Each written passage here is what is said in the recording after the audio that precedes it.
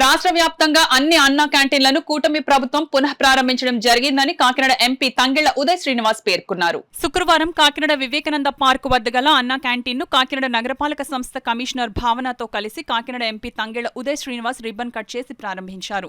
అనంతరం ఎంపీ కమిషనర్లు స్వయంగా అల్పాహారంను పేద ప్రజలకు వడ్డించారు.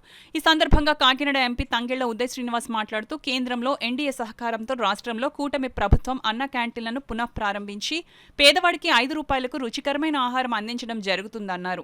నగరపాలక సంస్థ కమిషనర్ భావన మాట్లాడుతూ అన్న క్యాంటీన్లో టిఫిన్ చేస్తున్న వారిని పలకరించి అన్న క్యాంటీన్లో ఆహారం ఎలా ఉందని అడిగి తెలుసుకోవడం జరిగిందని, ప్రజలందరూ సంతృప్తిని వ్యక్తం చేయడం జరిగిందన్నారు. కాకినాడ నగరంలో 5 ప్రాంతాలలో అన్న క్యాంటీన్లను వినియోగంలోకి తీసుకుని రావడం జరిగిందని కమిషనర్ తెలిపారు. ఈ కార్యక్రమంలో నాయకులు Nunna Dorababu, health officer doctor Prithvi Charan, DE Subbarao, కూటమి నాయకులు పాల్గొన్నారు.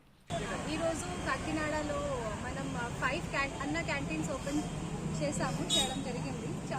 నేను చాలా మందితో ఫీడ్బ్యాక్ కూడా తీసుకున్నాను. అందరూ చాలా హ్యాపీగా ఫీల్ అవుతున్నారు, చాలా సాటిస్ఫాక్షన్ ఫీల్ అవుతున్నారు. ఫుడ్ చాలా బాగుంది, చాలా మందితో అడిగాను.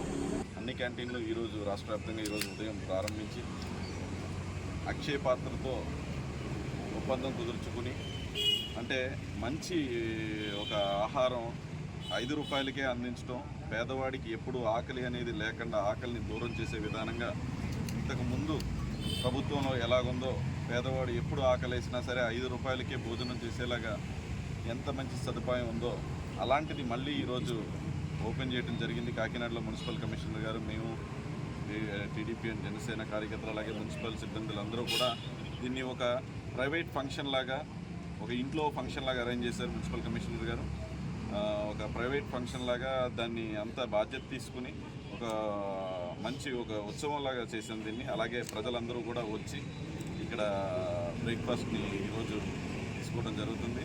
ఇలాగే ప్రతిరోజు ఇక్కడ ₹5కే భోజనం, ఈ ప్రభుత్వం ఉన్నన్ని రోజులు కూడా పేదవాడికి భోజనం అందించే విధంగా ముందుకెళ్తామని చెప్పి ఇంత మంచి అవకాశం ఇచ్చిన ముఖ్యమంత్రి చంద్రబాబు గారికి, అలాగే ఉప ముఖ్యమంత్రి మా అధినేత పవన్ కళ్యాణ్ గారికి కూడా నా హృదయపూర్వక కృతజ్ఞతలు.